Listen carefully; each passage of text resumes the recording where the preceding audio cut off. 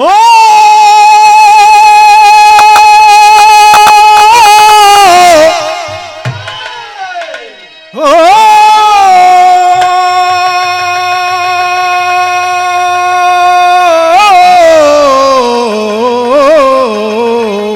राम।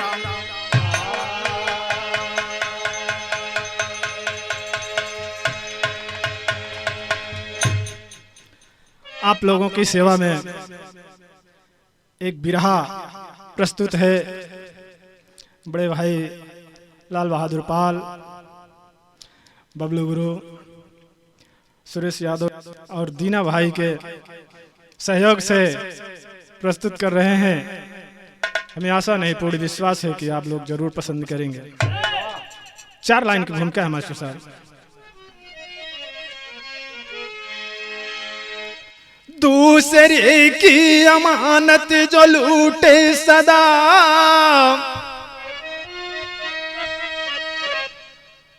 खुद ही अपने से वो लुट जाएगा। है कहावत छुपे चाहे रुस्तम सदा, ऊपर वाले के हाथों से लुट जाएगा। 7 भाई थे ठगारे की बहन, एक दिन आखिर 7 ठगा ही गए। कभी किशोर की कलम मुस्कुराने लगी, राम हित स्वर्ग सिंहासन पाही गए।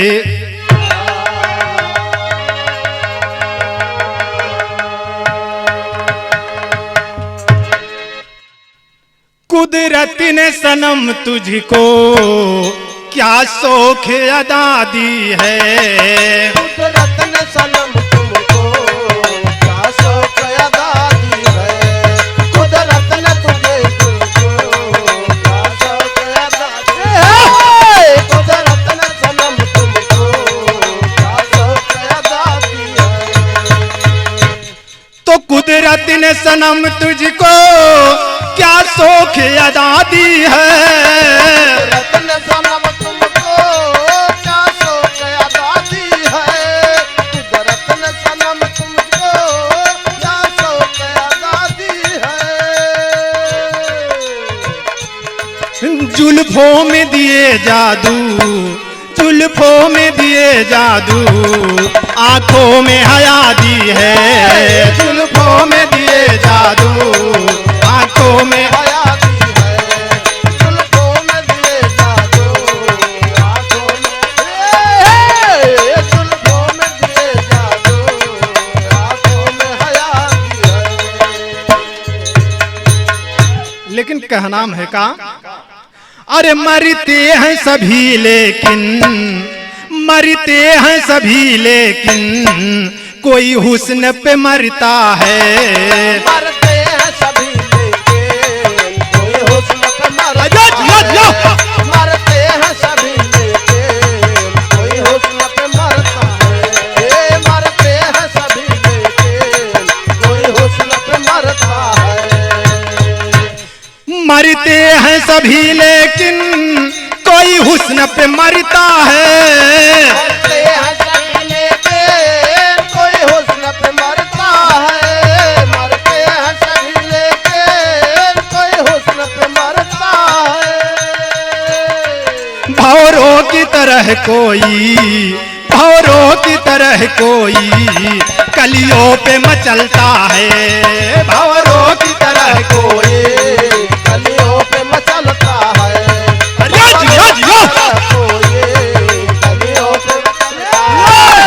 भंवरों की तरह कोई कलियों पे मचलता है। ये भैया यहीं से कहानी की शुरुआत हो कैसे लाल।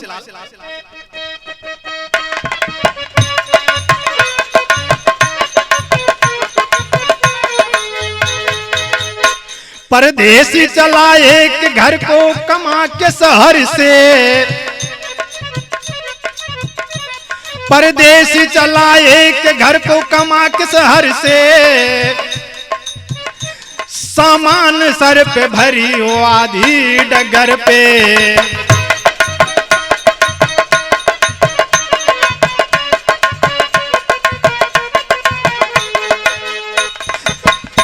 रास्ते में एक ठगहार का मकान मिल गया, यह रात बिताऊं यही स्थान मिल गया।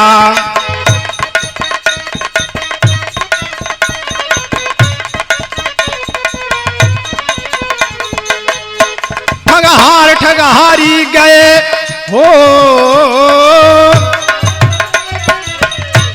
ठगहार ठगहारी गए जवानी में ऐठी, बहन थी एक साथों की वह घर पे थी बैठी।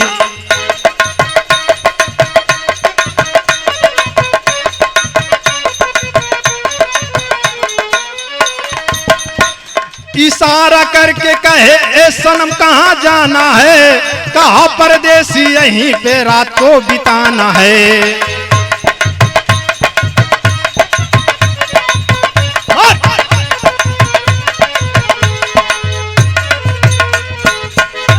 ए भैया हो, एक परदेसी परदेश से कमा करके चला है घर के लिए, और चला है सामान भारी लिया हुआ है। जाते जाते अंधेरा हो गया है, शाम होने लगी। जब अंधेरा हुआ तो सोच रहा है कि घर तो नहीं पहुंच पाऊंगा, रात हो जाएगी। तो एक घर दिखाई पड़ा है, वहीं पे गया और एक लड़की बैठी हुई थी। लड़की बैठी हुई थी, लड़की ने इशारा किया कि सनम किधर जाओगे? तो कहता है कि मेरा तो इरादा है कि यहीं पे आज रात बिता लूं। लेकिन मास्टर साहब यहीं पे गीत का लाइन बैक है।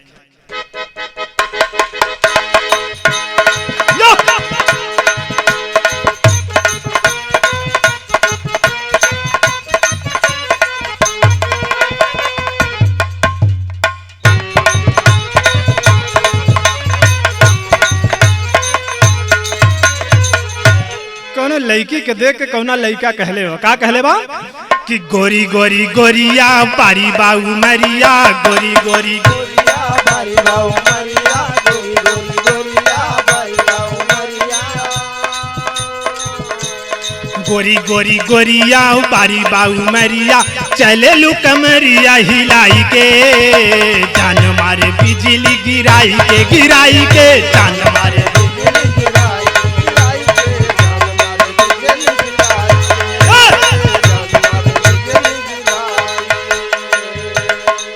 कहना बाका परदेसिया कहत बाका, बोली है ठगिनिया ठग की बहिनिया, बोली है ठगिनिया ठग की बहिनिया, बोली है ठगिनिया ठग की बहिनिया। बोली है ठगिनिया ठग की बहिनिया, अंगूरी से अंगूरी दबाई के, जान मारे बिजली गिराई के, गिराई के जान मारे बिजली गिरा।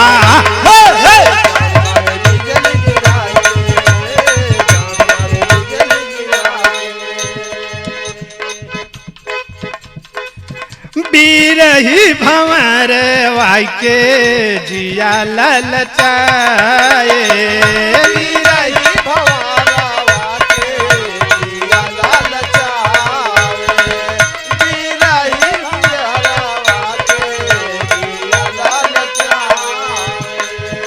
हाथवा पे हाथ धई के, हाथवा पे हाथ धई के अंगूरी दबाए, हाथवा पे हाथ धई के अंगूरी दबाए, हाथवा पे हाथ धई के अंगूरी दबाए। गोरे गोरे मुखड़ा चांद जैसे टुकड़ा, मुखड़ा चांद जैसे टुकड़ा, गोरे गोरे मुखड़ा चांद जैसे टुकड़ा, गोरे गोरे मुखड़ा चांद जैसे टुकड़ा, खड़ा परदेसिया भुलाई के, जान मारे बिजली गिराई के, जान मारे बिजली गिराई के, जान मारे बिजली गिराई के, जान मारे बिजली गिराई के।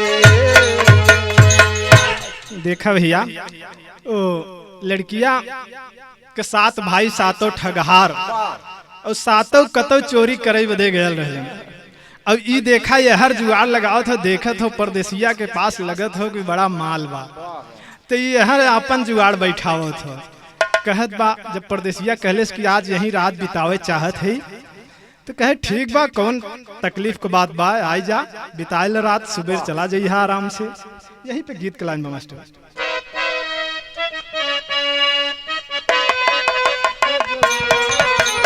जिया जिया जिया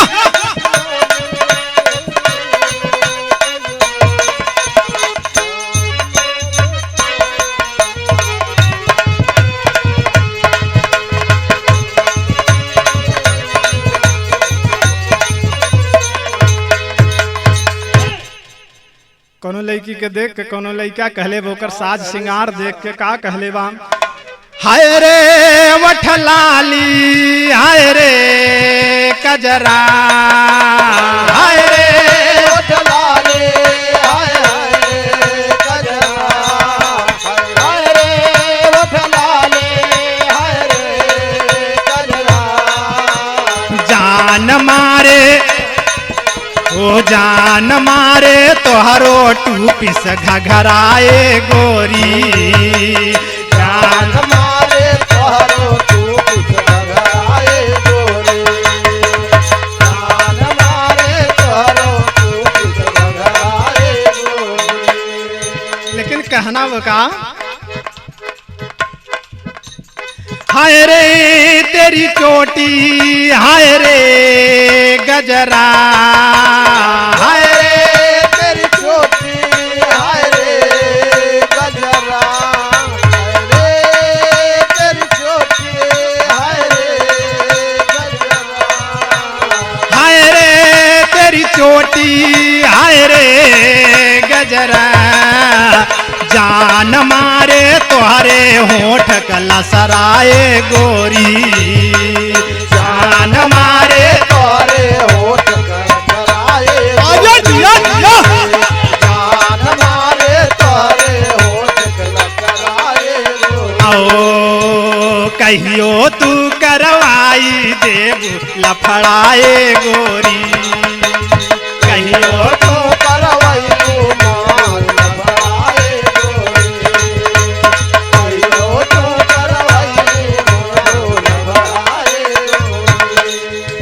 ए भैया उ लड़की के सूरत देख के परदेसिया जवन बा ओकरे मने में कुछ होखे लगल, और जो होखे लगल तो कहत का बा, जवाब देत बा,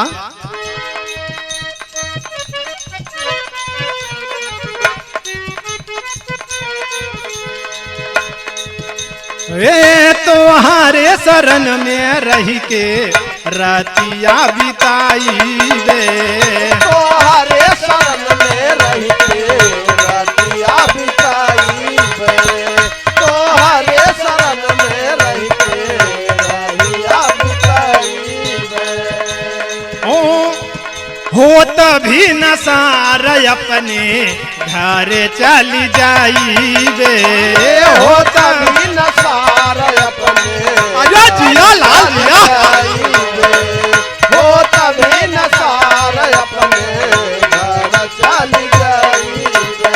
हाय रे मजबूरी, हाय रे डगरा, हाय रे मजबूरी, हाय रे डगरा, हाय रे मजबूरी, हाय रे डगरा।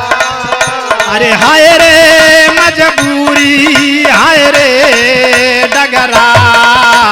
तब से सातों ठगवाइले दुअराए गोरी, तबले सातो ठगवाइले दुअराए गोरी, तबले सातो ठगवाइले दुअराए गोरी।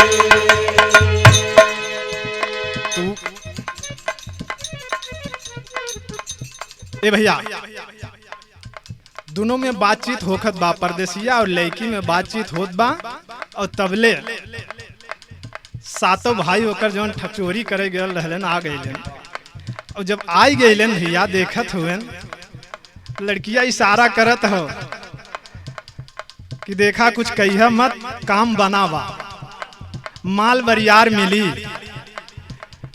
और सातों गैलेन घरे में, सातों विचार करत है नरे यार माल तो आज बड़ा बरियार लहावा। लेकिन भयल का यहीं पे गीत के लाइन खवा, अरे सैया जुलमी के ससुरा घर जाई रे माई,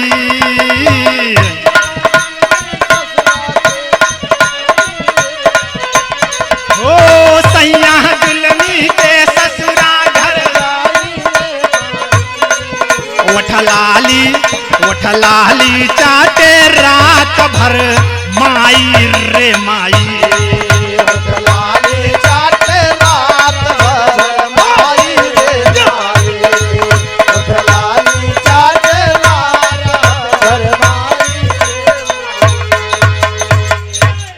लेकिन ये भैया अपने भैयवन से बतावत आउ लइकिया का बतावता, कहे ठगिनिया ठगवन से दलाल लागता, कहे ठगिनिया ठगवन से दलाल लागता, कहे ठगिनिया ठगवन से दलाल लागता, कि ये करे पास में भैया हमके बहुत माल लागता, ये करे पास में भैया हमके बहुत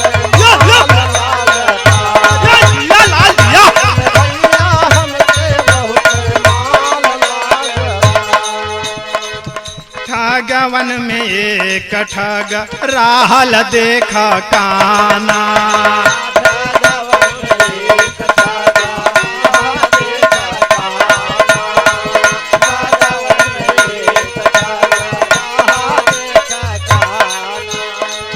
परदेसी के पास में जा बोला है दीवाना, परदेसी के पास में जाकर बोला है दीवाना, परदेसी के पास में जाकर बोला है दीवाना, रतिया कैसे बिताई हमके काल लागता, रतिया कैसे बिताई हमके काल लागता, ओ रतिया कैसे बिताई हमके काल लागता, भैया हमके एकरे पास में बहुत माल लागता, भैया पास में एकरे हमके बहुत माल लागता, भैया पास में करे हमरे बहुत माल लागता। देखा कहत हिन जकरे अगर अंदर कौनो दोष रहा तो बड़ा चलाक हो थी, कौनो न कौनो गुण रहा। वाह, तो सातों भैयवन में जो एक छोटका रहा एक आँखी के रहा काना, वो अपने मन में सोचा था कि कैसे जुगाड़ लहाई एकर माल कैसे हथियावल जाओ। गजल वहीं परदेसी के पास में बैठल, कहा भैया और का हाल बा, कहा तुम बड़ा ठीक बा, बहुत बढ़िया बा, आज रात कैसे बीत जात यहीं पे, सवेरे हम अपने घरे चला जाए। तो कनवा कहा देखा भाई रात बिताई ले ठीक, लेकिन रतिया बड़ी भयावन लागत, बहुत बड़ी वार बा, कैसे बीती एकर कुछ जुगाड़ होकर चाहे गीत बा मास्टर साहब।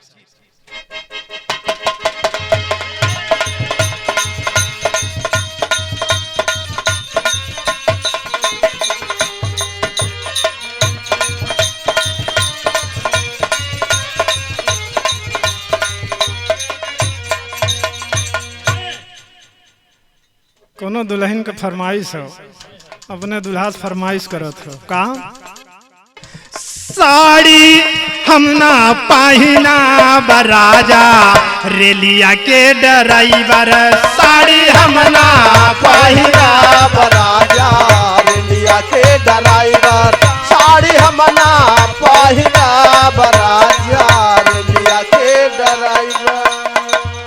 तो कनवा कहत बा, का कहत बा कि देखा भाई ऐसे रात ना बीती, एकर कौनो जुगाड़ होखे के चाहे। तो का कहत हो, कौनो कहता कहानी भैया कटी कैसे रात, कौनो कहता कहानी भैया कैसे रात, कौनो कहता कहानी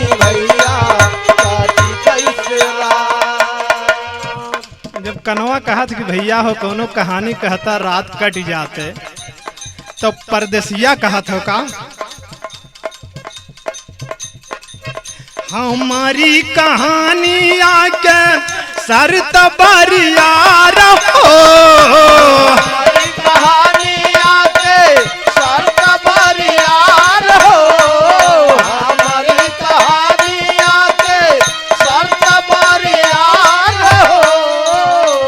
परदेसिया कहत हो कि देखा कहानी हम कहब, लेकिन एक शर्त बा। का शर्त बा?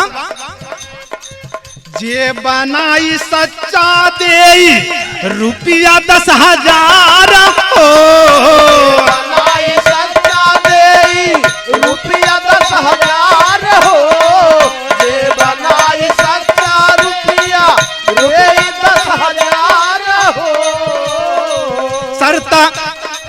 सरता लिहले सब मान राजा कटी कैसे रात सरता सबलिए मान राजा कटी कैसे रात सरता, सबलिए मान राजा कटी कैसे रात। परदेसी कहते देखा कहानी तो कहब, और कहानी बहुत बा हमरे लगे, लेकिन हम जितना कहब सब झूठ बा। अगर केहू सच्चा बताए सही बताई दे तो 10,000 रुपया दे। भैया हो तो जौन सातों भाई हैं न कनवा तो पहले खड़ा हो, कहा हम मनाइब ना हो चाहे कहानी। अब तो यहीं पे गीत बदल गए।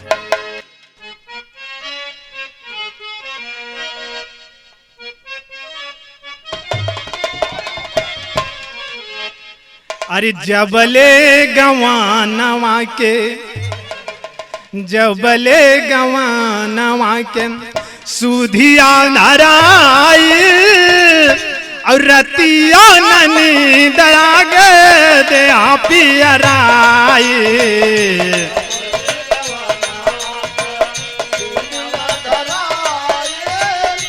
रतिया ननी दलागे।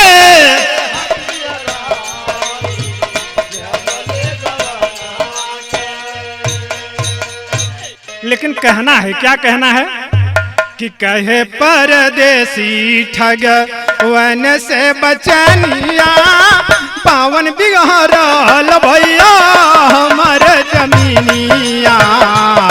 परदेसी भैया भगवान से कहानिया, पावन बिगहरा है भैया हमारे जमीनिया। परदेसी और का कहत हो परदेसी के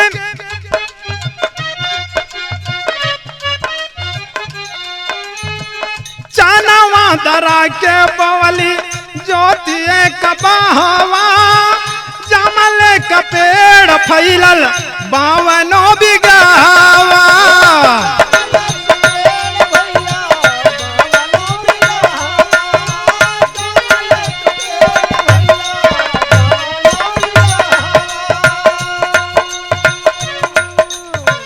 भैंसा एक हेराए गयल हो,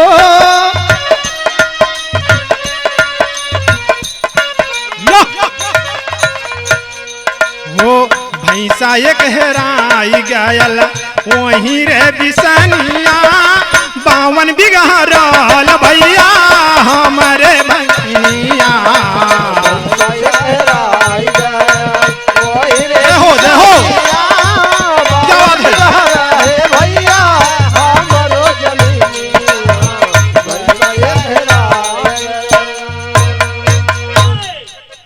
हो मिलल नहीं भैंसा खोजी भैले मजबूर हो, एक चला गाटे 360 मजदूर हो, भैले मजबूर हो, एक चला काटे 360 मजदूर, 307 लड़िया पे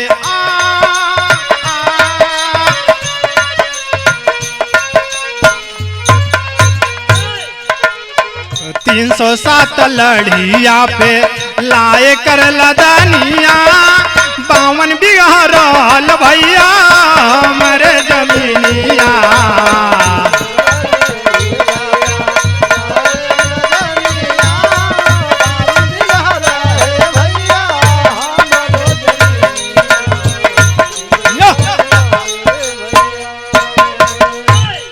भैया हो बतावत हो परदेसी कि भैया हो हमरे 52 बीघा जमीन रहल, लेकिन हम चना भुजा के फिर दरा के बोवली 52 बीघा में एक बाह जोतवा के, लेकिन ये भैया वहाँ 52 बीघा में एक ही पेड़ जामल, एक ही पेड़ जामल, लेकिन वो एक पेड़ इतना फैलल कि पूरे 52 बीघा में फैलल। एक दिना एक भैंसा घूमत आयल और वही चना में घुस गयल, हेराई गयल, खोजत सब थक गए, लेकिन मिलल ना। वो एक चना के पेड़ के 360 मजदूर काट के आरा टेंगारा से कटा, आरा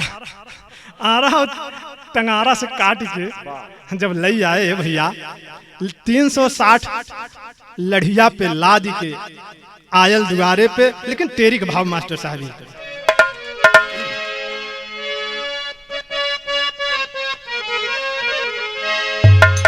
अरे बजा के पग में पायल कामिनी हो,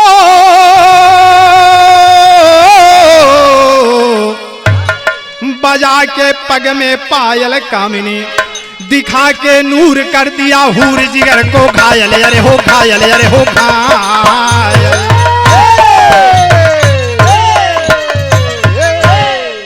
लेकिन ये भैया कहानी पे देखा भयल का पहपट में,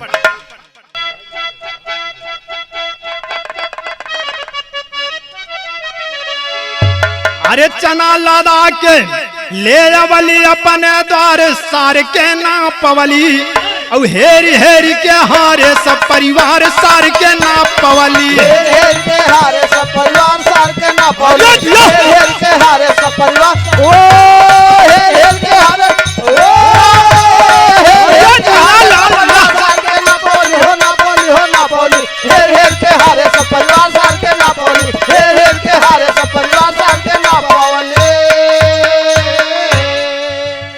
22 जोड़ी बैल माह भरी चलवाए दमरिया हो, और चना पिसा के रोटी बनी के आयल भरी के थरिया हो, अरे खाए पेट भरी आयल जब डेकार सार के ना पवली, और निकल के सरवा भैंसा भइल फरार सार के ना पवली, निकल के भैंसा सरवा फरार सार के ना पवली, निकल के भैंसा सरवा, ओ निकल के भैंसा सरवा फरार, निकल के भैंसा सरवा फरार के ना पवली, हो ना पवली, हो ना पवली, निकल के भैंसा सरवा फरार सार के ना पवली, अरे जिया लाल जिया फरार सार के ना पवली। ए भैया चना 22 जोड़ी बैल से दवाइल गयल, और दवाई के चना गयल पिसाई के आयल, फिर ओकर रोटी बनल, ये बाबू रोटी बनल, रोटी खायल गईल, थारी में आयल खायल गईल, और जब खाई के है भैया गईली चारपाई पे, जब लेटली है बाबू, और जब यहाँ बले वहाँ बले 2 करवटिया मारे, और जोर के ढकार आयल भैया, उस सरवा भैंसा निकल के भागल। जब इतनी बतिया सुन लेन सातों ठगहार, तो कहें तो का कहें, सही कहें तो 10,000 दे, झूठ कहें तो 10,000 दे। चुप सातों ठगहार चुप है, कहें भैया वे बड़ी टाइम है, कौनो दूसर कहानी बतावा तो बताई, तो दूसर की कहानी शुरू करत हैं कैसे।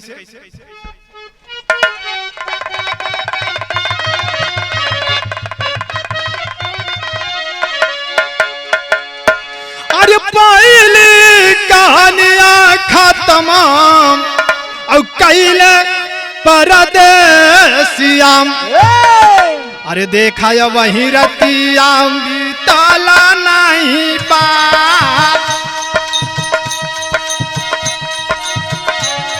अरे देखा या वही रतिया बीताला नहीं,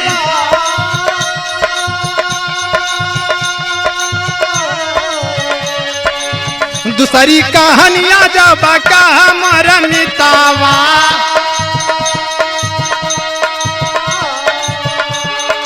कहे परदेसी सुना हो चितला,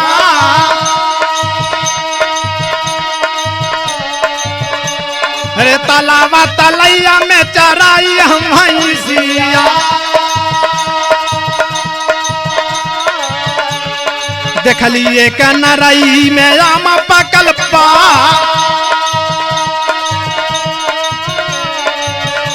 ओ रसा चुली चूसी बाकी बच गए गुठलिया।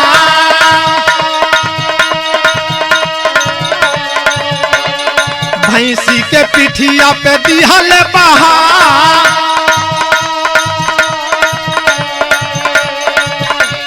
बहुत बड़ा पेड़ा एक भयल पिठिया पे, वही ऊपर मामा बाबूरी पकी जा।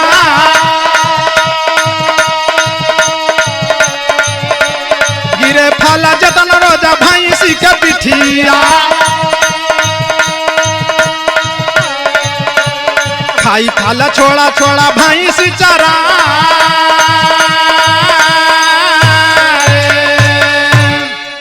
ए भैया हो परदेसिया का तो ला, तो फिर सुन ला दूसरी कहानी। हम ताल तलैया के रहोइया। ए भैया हम भैंस चराई ला। एक दिन चरावत चरावत हम देखली कि नरई के पेड़े में आम लटकल बा। ये भैया हो ऐसा लटकल बा जैसे दशहरी आम। ओ नरैया के पेड़वा में भैया। हाँ नरैया के पेड़वा में।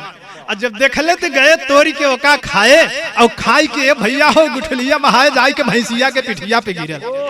और जब भैंसिया के पिठिया पे गिरल ये भैया वही पे एक बड़ा बरियार पेड़ वही पिठिया पे भयल भैंसिया के। और जब भयल ये बाबू तो हमारे इतना आम बौरे पके, हम भैंस चराई और वही में से तोरी तोरी के खाई। जब इतनी बतिया भैया सातों ठगहार सुन लेन तो सातों ठगहार चुप हो गए। कहें तो का कहें, सही कहें तो भी 10,000 और झूठ कहें तो भी 10,000। तीसरी कहानी आया ठंडी के महीनावा,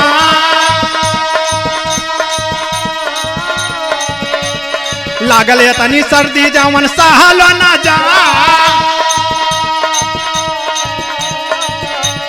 जेठ के महीनावा में तपली तपनिया, एक चदरा घामा बाबू धैले गठिया। जब जब आवे सर्दी के महीना,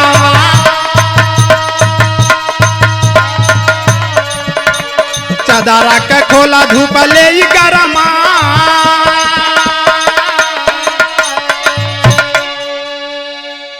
ए भैया हो बतावत है कि सुना, और एक कहानी बतावत है। ठंडी का महीना रहे, हमरे बड़ी ठंडी लागे, कपड़ा ओढ़ना के कमी रहे। इंतजार कैली फिर से जेठ बैसाख का महीना जब आयल, एगो चदरा में ये बाबू इतना हम घाम गठिया के रह दिली कि जब जब ठंडी के महीना आवे वही चदरा खोली के ये बाबू हम फिर गरमा ले। अब पर्दे सातों ठगहार चुप। सही कहें तो 10,000, झूठ कहें तो ये भैया हो। तो भैल कहा तो कहें भैया एक कौनो कहानी और कहा भाई बड़ी रात हो तो कैसे। अरे चौथी कहानियां, अरे चौथी कहानियां कहे जब परदेसिया की सातों ठगवा खुदा गईले ठगा।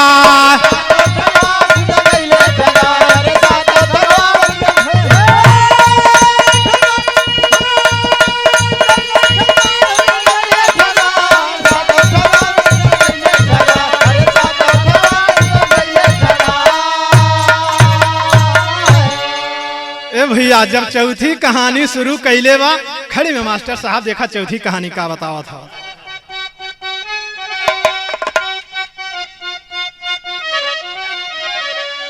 परदेसिया कहा था कि सुना, ये चौथी कहानी हम बता रहे थे कैसे कि तू सब लगवा सार तोहारा बहिनिया दुलही। अब बोला बोला ही कहानियां हो झूठ की सही, बोला बोला ही कहानियां झूठ की सही, बोला बोला ही कहानियां झूठ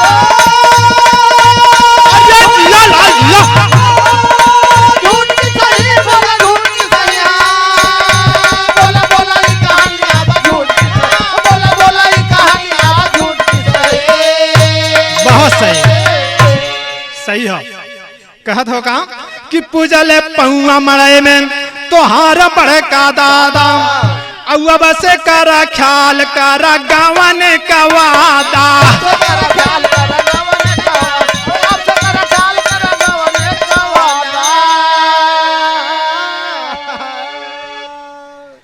अरे गईले ठगाए ठगा सोचे घर में ठग, अरे भरली मंगिया बीच में सनहुरा वहाँ मही, तब बोला बोला ई कहानियां हो झूठ की सही।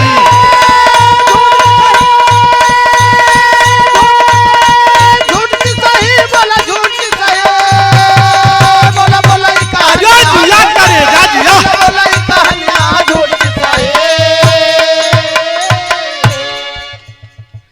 तक गईले ठग ठगाए सोचे घर में ठगिनिया, अल्लाह गवन के बहिनी के बना के दुल्हनिया।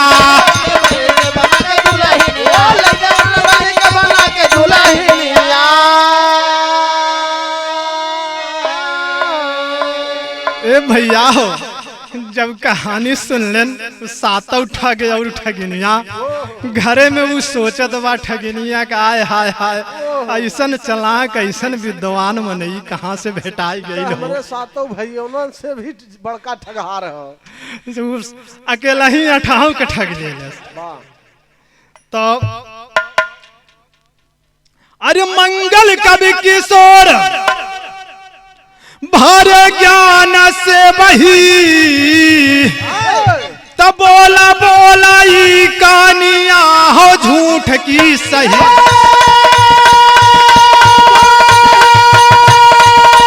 झूठ की सही बोला, झूठ की सही बोला, बोला ई जिया गुरु जिया, क्या बात है। कहानियां झूठ की सही।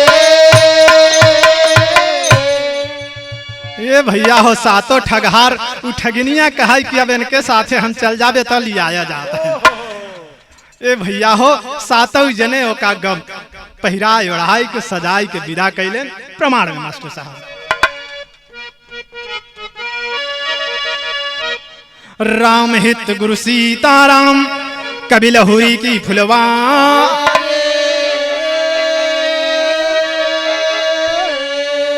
चेला भौरा बने बगिया में गूंजे डारी डार,